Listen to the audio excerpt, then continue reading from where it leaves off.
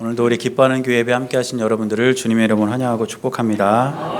우리 옆에 계신 분들과 함께 인사하겠습니다. 새해니까 새해 복 많이 받으세요. 한 번 더 인사하겠습니다.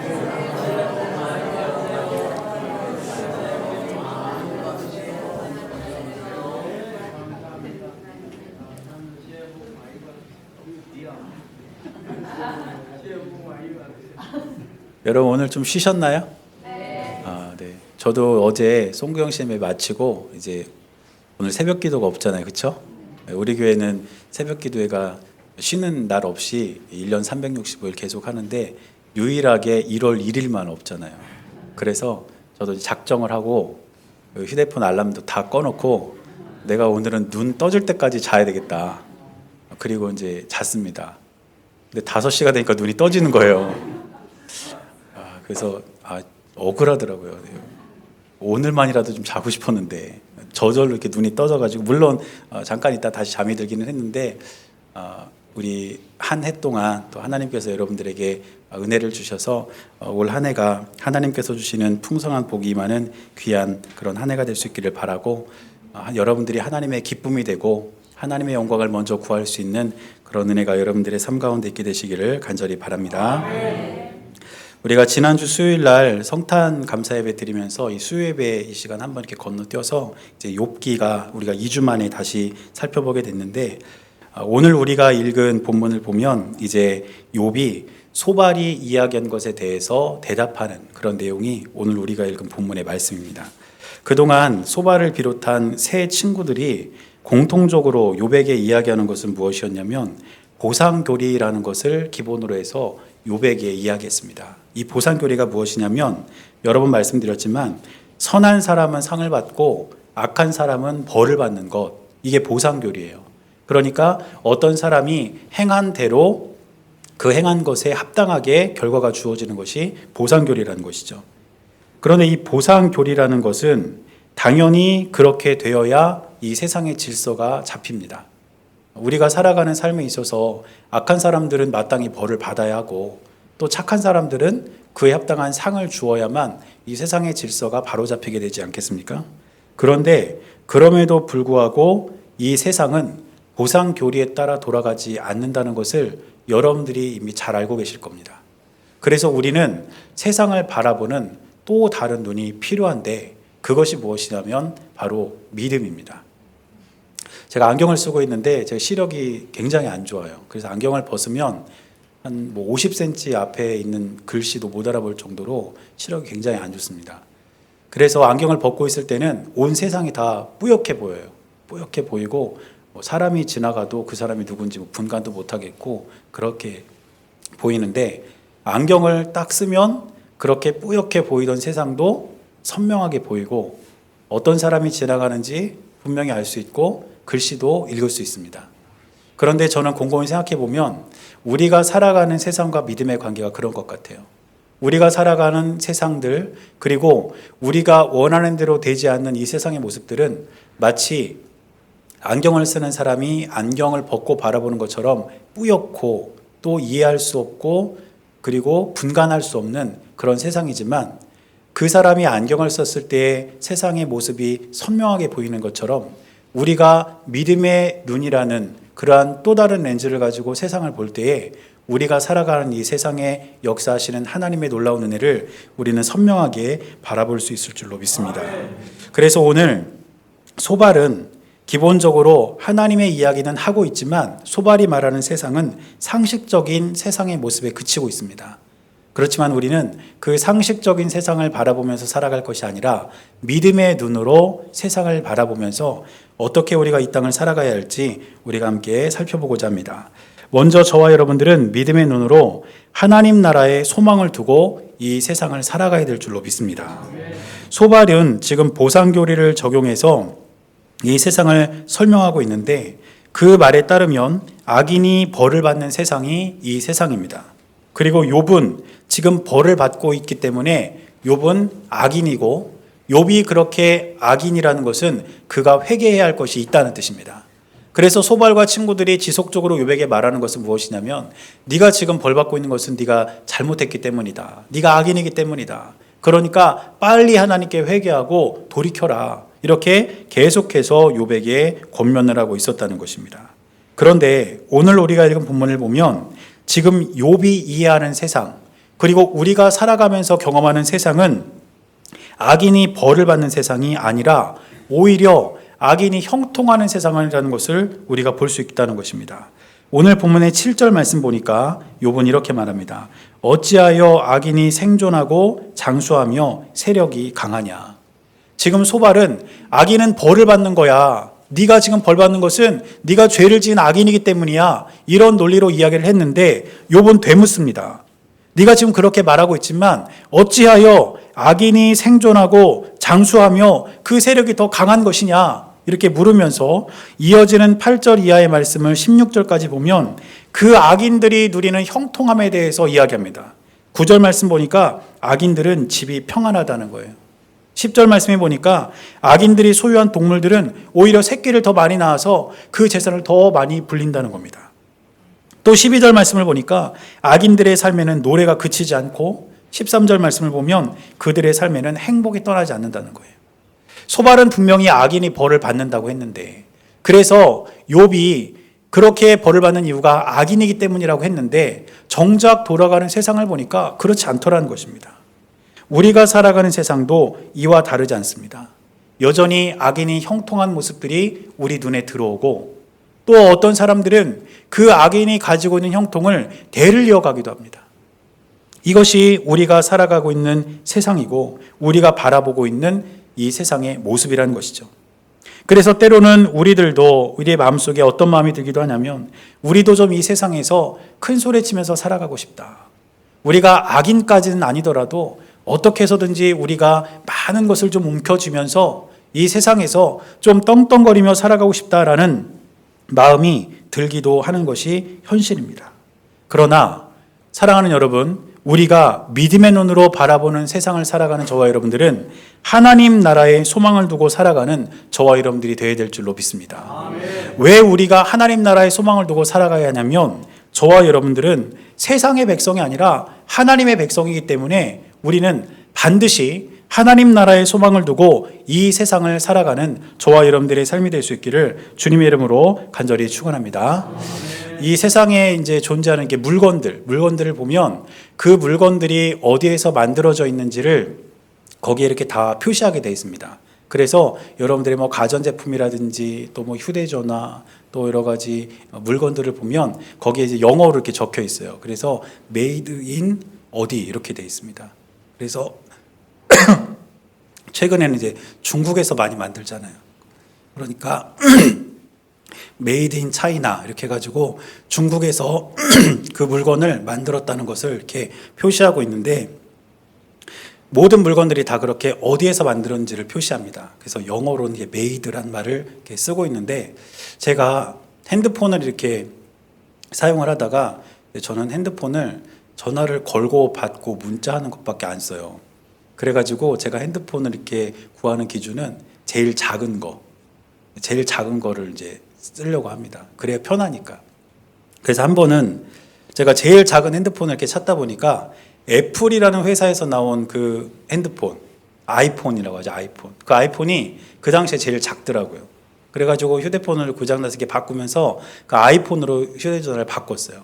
그런데 그 아이폰이라는 그 휴대전화를 보니까 애플이라는 회사는 거기에다 뭐라고 써놨냐면 메이드, 어디에서 만들었다 이런 말을 안 써놨어요. 그럼 거기엔 뭐라고 써있냐? 디자인이라는 말을 썼습니다. 디자인 바이 애플 이렇게 써 있어요. 그러니까 만든 것이 아니라 그 애플이라는 회사에서 그 핸드폰을 자기들이 디자인했다는 거예요. 만드는 것과 디자인한 것은 개념이 다릅니다. 지금 여기 강대상이 있는데 이 강대상은 어느 공장에서 만들어졌겠죠. 근데 이 강대상을 디자인한 사람이 있을 거라는 거예요.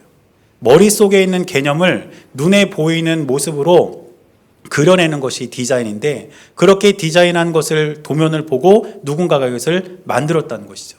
그런데 하나님께서 저와 여러분들을 창조하실 때 우리를 창조하신 그 개념은 만든 것이 아니라 디자인한 것입니다. 하나님이 그냥 공장에서 우리의 모습을 찍어내듯이 그냥 우리를 막 그냥 만들어낸 것이 아니라 우리의 성품, 우리의 마음, 우리의 외형, 모든 것들을 하나님의 생각과 하나님의 마음을 담아서 저와 여러분들을 그렇게 디자인해서 그렇게 하나님께서 우리를 이 땅에 보내셨다는 거예요. 그래서 우리의 정체성은 이 세상을 딛고 살아가는 사람들이지만 어떻게 우연히 그냥 만들어져서 어떻게 그냥 우연히 태어나서 이 땅을 살아가는 사람들이 아니라 하나님께서 태초부터 갖고 계신 계획을 따라 저와 여러분들을 디자인하셔서 하나님의 생각과 하나님의 마음을 오롯이 우리의 삶에 담으셔서 저와 여러분들을 이 땅에 보내셨다는 것입니다. 그래서 우리는 이 세상을 딛고 살아가지만 우리는 하나님 나라의 소망을 두고 살아가는 삶이 저와 여러분들에게 반드시 있어야 될 줄로 믿습니다. 그런데 하나님의 백성은 무엇을 통해 믿음으로 세상을 볼 수 있는 힘을 얻냐면 예배를 통해서 믿음으로 세상을 바라볼 수 있는 힘과 동기를 얻게 된다는 것을 우리는 꼭 기억해야 될 줄로 믿습니다. 오늘 제가 말씀을 이렇게 준비하고 있는데 한 가지 소식을 들었어요. 어떤 소식을 들었냐면 연초부터 우리 여선교회 단톡방이 시끄럽다는 거예요. 그래서 왜 시끄럽냐 그러니까 오늘 예배가 있냐 없냐 이것 때문에 굉장히 그 여선교회에서 이제 막 이렇게 있다 없다 이렇게 막 논란이 많았다는 거예요. 그래서 보니까는요 일단 그 여선교회 안에서도 있다파 예배가 있다 이런 이제 파가 있었고 그 다음에 없다파 분명히 없을 것이다. 그 세 번째 파는 몰라파 이렇게 세 개로 나눠져 가지고 서로 막 이렇게 의견을 막 나눴나 봐요. 근데 제가 그 얘기를 듣고 굉장히 감동을 많이 받았습니다. 왜 많이 받았냐면 이따파는 어떤 사람들일까요? 이따파는 오늘 예배가 있을 거다 있다 그러니까 나 오늘 예배 드리러 간다 이런 사람들이 이따파잖아요. 없다파는 어떤 사람들일까요? 예배를 드리고 싶은데 오늘 예배가 없어서 너무 아쉽다. 나는 정말 예배 드리려고 가고 싶은데 어떻게 예배가 없을 수 있느냐. 이건 목사님한테 따질 일이다. 이게 없답하잖아요. 그렇죠? 너무 예배 드리고 싶은데 없으니까 아쉬워가지고. 몰라파는 어떤 사람들일까요? 나는 모르는데 있든 없든 난 오늘 교회 간다. 가서 예배 드리면 예배 있으면 예배 드리고 예배 없으면 가서 기도하고 올 거다. 이게 몰라파잖아요. 네. 그래서 제가 그 이야기를 이렇게 전해 들으면서 굉장히 감동이 되더라고요. 이제 이런 경우를 보고 꿈보다 해몽이 좋다. 이렇게 이야기를 하는데, 뭐 우스갯소리로 한 이야기지만, 하나님의 백성이 믿음으로 세상을 살아갈 수 있는 힘을 얻는 것은 어떤 자리냐면 예배의 자리입니다. 물론 여러분들이 기도하고 또 찬송하고 말씀 보면서도 그 힘을 공급받을 수 있지만, 예배의 자리는 바로 이 세 가지, 말씀과 기도와 찬양이 함께 있는 자리예요. 그래서 우리가 이 예배 시간을 귀하게 여기고 이 예배의 자리에서 우리가 함께 하나님을 예배할 때에 저와 여러분들은 이 세상을 믿음의 눈으로 바라보면서 하나님 나라의 소망을 두고 살아갈 수 있는 힘을 얻게 될 줄로 믿습니다. 두 번째로는 우리가 이 세상을 믿음의 눈으로 어떻게 바라봐야 되냐면 하나님을 의지하고 살아가는 세상으로 바라봐야 될 줄로 믿습니다. 보상교리에 담긴 이 세상에 대한 인식은 사실은 내 힘으로 세상을 살아갈 수 있다는 거예요. 그래서 내 힘으로 내가 선을 행하면 그에 합당한 상을 나는 받는다. 반대로 내가 악을 행하면 벌을 받는다. 그래서 보상교리에 담긴 세상 인식은 가장 중요한 게 내 힘으로 살아갈 수 있다. 이게 그 교리에 담겨 있는 세상에 대한 인식입니다. 그런데 저와 여러분들이 분명히 기억해야 될 것은 광야와 같은 이 세상은 절대로 내 힘으로 살아갈 수가 없습니다. 아무리 애써도 안 되는 일들이 우리 삶에 분명히 있지 않습니까? 아무리 애쓰고 힘쓰고 내가 노력을 한다 해도 안 되는 일들이 우리 삶에 분명히 있다는 거예요. 그런데 가만히 생각을 해보면 아무리 애써도 안 되는 일이 있다는 것은 반대로 뒤집으면 내가 절대로 할 수 없는 일도 하나님은 할 수 있다는 뜻입니다. 저는 우리가 이 세상을 살아가면서 하나님을 의지하고 살아갈 때에 내가 아무리 애써도 안 되는 일들이 있지만 내가 전혀 할 수 없는 일을 우리 주님은 하실 수 있다는 믿음을 가지고 이 땅을 살아갈 수 있는 저와 여러분들의 삶이 될 수 있기를 바랍니다. 그렇다면 하나님을 의지한다는 것이 과연 뭘까요? 우리가 하나님을 의지하며 이 세상을 살아가야 된다는 것인데 하나님을 의지한다는 게 무엇이겠습니까? 그것은 우리가 어떤 상황이든지 간에 하나님을 가장 먼저 찾는 것, 그것이 바로 하나님을 의지하는 삶인 줄로 믿습니다. 우리에게는 돈도 있고 힘도 있고 의지도 있습니다. 그래서 우리에게 무슨 일이 있게 되면 우리가 가지고 있는 능력으로 그 일을 해결할 수가 있어요. 우리가 배가 고플 때 그 음식을 먹기 위해서 우리 주머니에 있는 돈으로 음식값을 지불하고 음식을 먹을 수가 있습니다. 또 우리가 아플 때 우리가 병원을 찾아서 우리가 가지고 있는 돈으로 진찰비를 내고 우리의 몸을 치료받을 수 있어요. 또 우리가 무슨 문제가 있을 때 나와 함께 관계하는 사람들에게 도움을 요청하고 그 사람이 나를 도와줘서 그 문제를 우리가 해결할 수 있습니다. 이처럼 우리는 우리의 삶을 해결할 수 있는 여러 가지 힘을 우리는 이미 가지고 있어요. 그래서 때로는 어떤 일이 있을 때에 그 일을 해결하기 위해서 하나님을 먼저 찾는 것이 아니라 내가 가진 그것을 먼저 찾는 것이 바로 우리의 삶입니다. 그러나 하나님을 의지한다는 것은 무슨 뜻이냐면 비록 나에게 문제를 해결할 수 있는 힘과 능력과 무엇인가가 있다 할지라도 그것으로 내 문제를 해결하기 전에 하나님께 먼저 기도하고 하나님을 먼저 찾는 것이 하나님을 의지하는 삶인 줄로 믿습니다. 아멘.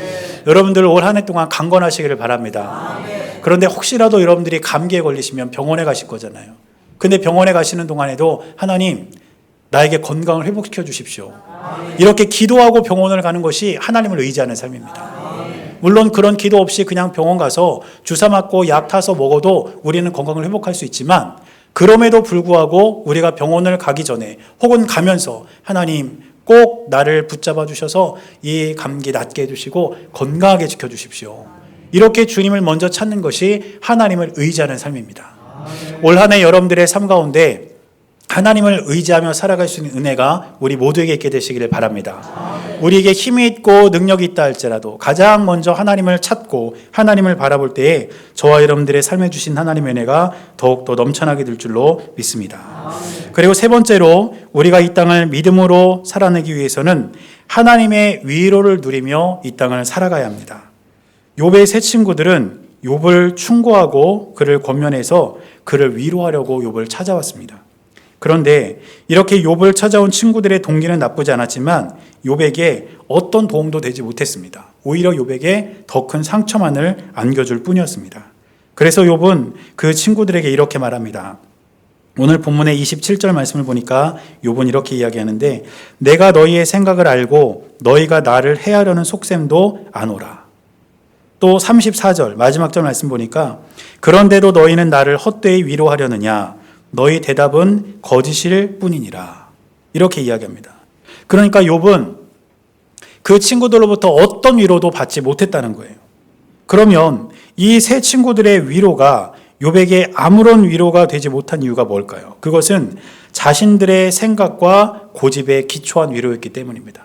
자기의 생각, 자기의 뜻 여기에만 매여서 욥에게 이야기했기 때문에 결코 욥에게 어떤 위로도 건네줄 수가 없었다는 것입니다. 그런 하나님은 저와 여러분들에게 위로의 사람들이 되려고 권면합니다. 이사야 40장 1절 말씀을 보니까 이렇게 말씀하셨습니다. 너희는 위로하라 내 백성을 위로하라. 하나님께서 우리에게 말씀하시기를 위로의 사람들이 되라는 거예요. 그런데 구약 성경에서 이야기하고 있는 이 위로하라, 이 위로하라는 말을 성경 원어를 찾아보니까 어떤 단어가 쓰였냐면 나함이라는 단어로 이 위로하라는 말을 표현하고 있는데 이 나함이라는 단어는 그냥 위로하라는 뜻이 아니고 그 앞에 한 가지 수식어가 붙습니다. 그 수식어가 뭐냐면 하나님의 마음으로 이런 수식어가 붙어요.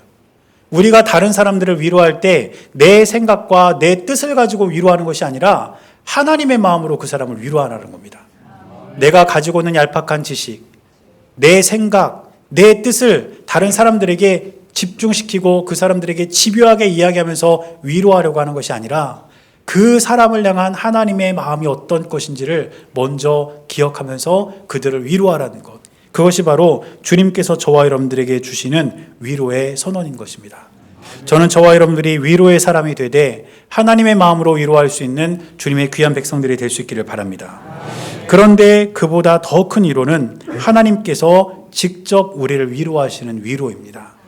우리가 하나님 앞에 무릎 꿇고 기도할 때, 또 우리가 주님을 늘 기억하며 주님을 바랄 때 우리의 아픈 마음을 위로하시고 우리의 상처를 보듬는 그 하나님의 위로가 우리의 삶 가운데 있을 것입니다.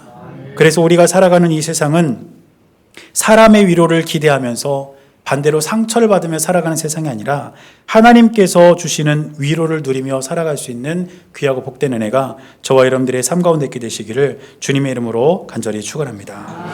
이제 2020년 새해가 밝았습니다. 우리가 이 땅을 살아가면서 여전히 우리는 이 세상을 발로 딛고 살아갈 것입니다. 그러나 우리가 조금 전에 찬양으로 고백했던 것처럼 세상 소망이 다 사라져가는 세상 한복판일지라도 저와 여러분들을 향한 우리 주님의 사랑은 끝이 없음을 기억하면서 믿음의 눈으로 세상을 바라보고 하루하루를 승리할 수 있는 저와 여러분들의 삶이 우리 모두에게 있게 되시기를 주님의 이름으로 간절히 축원합니다.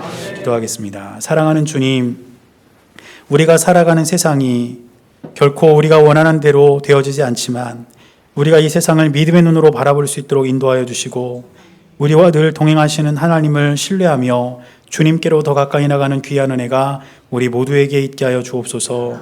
우리 주님께서 함께 하시고 인도하여 주실 것을 믿으며 살아계신 예수님의 이름으로 간절히 기도드렸습니다. 아멘.